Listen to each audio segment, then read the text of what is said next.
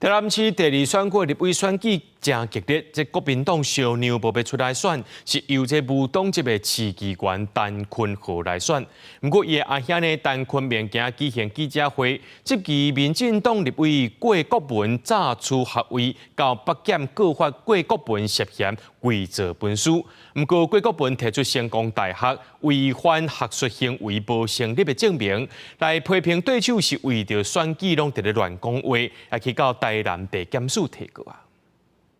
有人提出类似的检举，那我也亲自到校方里头做说明，不论是院级的这个审查委员会或校级的审查委员会，我都通过检验，而学校也发了那个公文对外说明很清楚。可是呢，遇到选举5年前的那个犯罪又拿出来查，让人感到非常遗憾，也让人没有办法接受，所以我今天提出告诉。针对着陈坤明指出，这博士论文内面的这指导教授证明书是假造的。郭国文强调，家己的论文会堪得人检验，也已经通过学校学论委员会检视，无违反学术伦理。郭国文也要告陈坤豪涉嫌违反着选罢法，以图使人袂当选，也告刑法的妨害名誉罪。